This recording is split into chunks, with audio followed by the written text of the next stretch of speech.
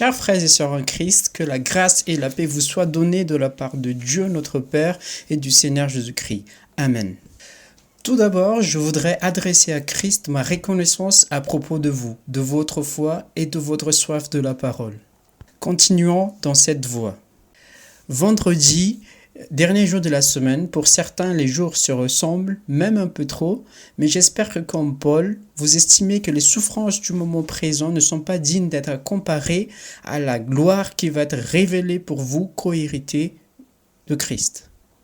Commençons par un chant, puis écoutons un enseignement du pasteur Taïn de la chaîne Marc 16-15.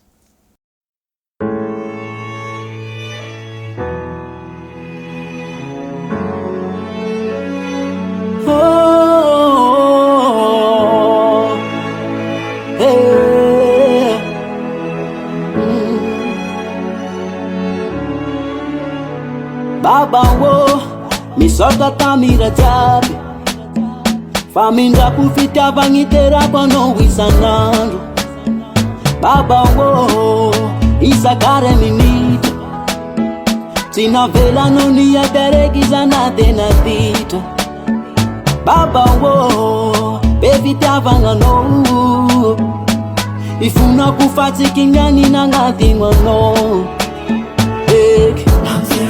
Milano, Milano, Milano, Milano, Milano, Milano, Sotanoza, Sotanoza, Sotanoza, Sotanoza, Sotanoza. Soshanoza, oh, Soshanoza. Baba wo, misota tamini yeng. Ifalia kunifa sova nowhere puwera teng. Baba wo, mitera za makalaza. Mankasita kasi makatelingi za waro baba. Baba tiako, we, Nina na oh.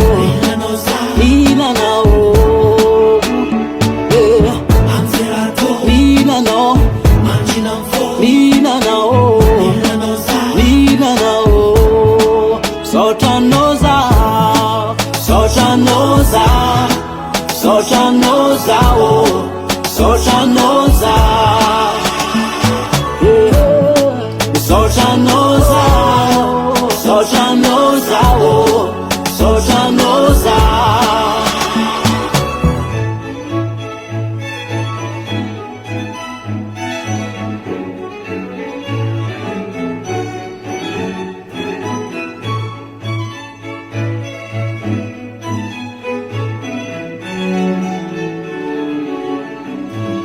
Sochanoza, Sochanoza, Sochanoza, Sochanoza,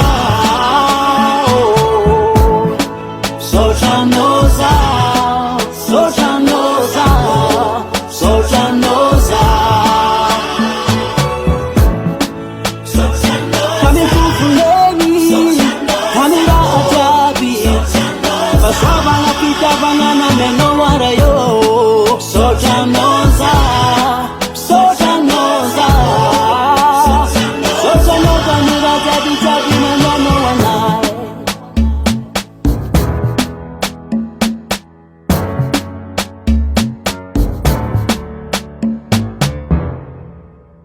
Miarabantsika rehetra amin'ny anaran'ny Tompon'ny fiainantsika marina ve Jesosy Kristy. Amin'izao fotoan'izao dia be dia be ny olona milaza ho kristianina ary tsara zany. Nefa vitsy ny tena mena ny fiainana maha-kristianina. Rehefa tena dinianao ny fiainan'ny olona maro, le korotana sy le ady sy le zavatra mitrango eo amin'ny fiainany izay hitadiavan'ny vahaolana, angatahany torohevitra, ny tena fototry ny olana dia izao mbola tsy mipetraka mihitsy ny mahatompon'i Jesosy Kristy. Tsy mbola tena iainan'ny olona le mahatompon'i Jesosy Kristy. Nefa ry havana zava-dehibe ny fanekitsika any Jesosy ho tompo eo amin'ny fiainantsika. Ho tomaso hoe tompoko sy Andriamanitro.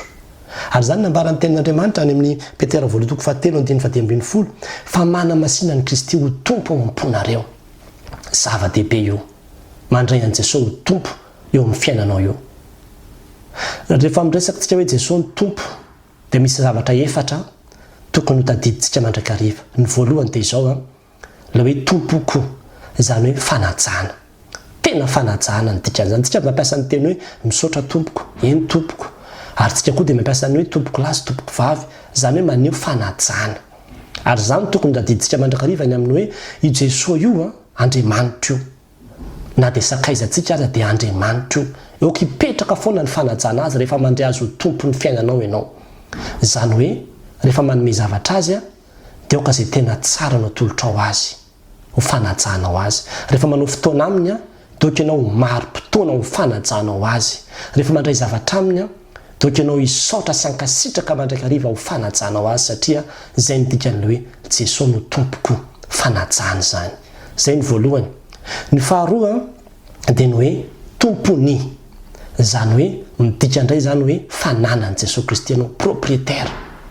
Rehefa manaiky ianao hoe Jesosy no tompoko, dikan'izay Jesosy zany no tompon'ny fiainanao ray manontolo. Any Jesosy ianao, efa novidiny teo ambony azy fijaliana ianao, azy ianao. Fananan'i Jesosy mandehandeha ianao. Io zavatra rehetra ompelatananao io tsisy anao tsony io, izay ny dikany. Fa any Jesosy daholo, ary mila manaiky an'izany tsika. Rehefa manaiky an'i Jesosy ho tompo, raha mbola miteny anao hoe Jesosy ny tompony, dikan'izay Jesosy zany ny tompon'ny vatanao, Jesosy zany ny tompon'ny volanao, izy ny tompon'ny safidinao, izy ny tompon'ny zavatra rehetra. Fananan'i Jesosy daholo ny zavatra rehetrarehetra eo amin'ny fiainanao. Ary nisy tanora ry havana ny joro vavolombelona tamiko, azo ny tsara mihitsy ny dikan'ilay hoe fananan'i Jesosy Kristy izy. Hoy izy manao hoe tena 420 taonako pastera no nanekeko an'i Jesosy ho tompon'ny fiainako, ary tamin'izay andro izay indrindra no nilazako manao hoe manomboka androany any Jesosy ny vatako, tsy avelako viraviraina izaniza intsony. Ary tena zany mihitsy, any Jesosy ianao, aza vela ho viraviraina izaniza intsony. Tandremo tsara ny fiainanao, tandremo tsara ny volanao, satria mpiandro ny vola vita ihany ianao. Jesosy daholo ny tompon'ireo rehetrarehetra ireo, ary tena izy no manao azy amin'izay tia nanaovana azy. Izay ny faharoa. Ny fahatelo dia izao tompoina, izay koa ny dikany. Izany hoe maître, fahefana indray ny dikan'izany. Izany hoe izy ny tompon'ny fahefana rehetra. Rehefa jerevanao ny dikany hoe maître io amin'ny teny, amin'ny dictionnaire dia izao hoe personne qui commande. Izany hoe ilay olona izay tompon'ny fibaikona eo amin'ny fiainana mihitsy. Dia Jesosy Kristy zany ny dikany. Raha ohatra ianao ka mandray azy ho tompon'ny fiainanao, tsy izay tianao atao intsony, fa izay tiany atao amin'ny zavatra rehetrarehetra. Dia tsisy adivarotra, tsisy alaroalaro, tsisy fepetra, fa tena manaiky ianao. Mipetraka tanteraka mihitsy manaiky hoe izay tiany Jesosy Kristy no ataoko amin'ny zavatra rehetrarehetra. Izay teneny no arahako, ny feoany no enoko, ny fibaikona avy amin'ny reriany no arahako. Tsy meno ny satana intsony ianao rehefa manaiky an'i Jesosy ho tompon'ny fiainanao. Tsy ny feoan'ny satana intsony izay mitoana anao amin'ny zavatra ratsy intsony, fa ny feoan'i Jesosy Kristy amin'izay no enonao sy tanterahanao rehefa manaiky an'i Jesosy ho tompon'ny fiainanao ianao. Ary mila mandray an'izany fanapa-kevitra goavana izany sika, miteny manao hoe manomboka androany dia izay tiany Jesosy amin'izay no ataoko, izay feoany amin'izay no arahako, satria izy no ekeko ho tompoko. Izay ny fahatelo. Ny zavatra fahefatra farany izay tena mahafinaritra indrindra ry havana amin'ity hoe Jesosy ny tompon'ny fiainantsika ity dia izao ilay hoe tompon'antoka, tompomarika, tompon'andraikitra. Izany hoe fiantohana. Jesosy no miantoka anao, tompon'andraikitra feno amin'ny fiainanao izy, satria efa nomenao azy ny fiainanao, no raisiny. Dikan'izay izy zany no tompon'antoka zato isan-jato amin'ny fiainanao, tsisy tokony hampanahanao intsony. Ary izay no mahatonga ny fiainantsika mikorotana, satria mbola itsika foana ny tompon'ny familiana ny fiainantsika. Fa amin'ny fotoana anankiray izay hanomezanao ny familiana ny fiainanao ho an'i Jesosy Kristy, dia amin'izay fotoana izay no miadana ianao, satria miala eo amin'ny volant ianao dia mipetraka eo amin'ny devant. Izy moa ny sambatra kokoa, le mpamily ve, le chauffeur ve sa le olona mipetraka eo amin'ny devant. Le olona mpamily anie tena sahirana, miasa saina, aiza ny lalana, aiza ny andehanana, hatramin'ny code de la route sy ny rehetrarehetra, tsy maintsy eritreretina daholo, ny tanana mihetsika manino. Fa le olona mipetraka eo amin'ny devant tena mahakaina. Ary zany no ambarantsika androany, aza miasa saina sy miasa lobeny amin'ny fiainanao io ianao fa eke ho tompo ny fiainanao Jesosy Kristy dia omeo azy ny familiana azy avelao izy no hitondra azy amin'ny sitrapony fa rehefa tena manaiky an' Jesosy ho tompo ny fiainantsika isika dia mipetraka ny fitsaharana mipetraka ny fiadanana sy ny fifaliana satria izy no mamily izy no tomponantoka izy no miandraikitra ny zavatra rehetrarehetra zany kosa izy sy ny asan'ny tanako dia aoka ho adidiko ihany miandraikitra izy satria azy ianao tompona andraikitra izy tompo marika amin'ny zavatra rehetra izy ary zany ny tena fifalitsika izany ka dia aza misalasala amin'ity anio ity raiso Jesosy ho tompo ny fiainanao fa zava-dehibe zany ary safidy mankadiry zany fanapa-kevitra goavany zany tsy azo raisiraisina fahatany satria tena midikany hoe ametraka azy ho ambony indrindra ianao midikany hoe tompo io amin'ny teny grika dia hoe curios avy amin'ilay teny hoe kuros midikany kuros zany amin'ny teny grika dia hoe suprême zany hoe faratapony dikan'izany zany dia hoe ajainao amin'ny fomba faratapony izy dikan'izany zany dia ny hoe tomponao izy fananany ianao ray manontolo ary ny dikan'izany zany dia hoe ny fahefana ambony indrindra faratapony eo amin'ny fiainanao dia omenao azy ny dikan'izany dia hoe ny fiantohana ny fiainanao amin'ny lafiny ray manontolo dia izy daholo miandraikitra azy aza misalasala ry havana raiso Jesosy ho tompo ny fiainanao fa raha tanteraka zany dia ho hitanao ny fiadanana dia ho an'Andriamanitra ny voninahitra raha nahazoanao izay video izay tezarao amen.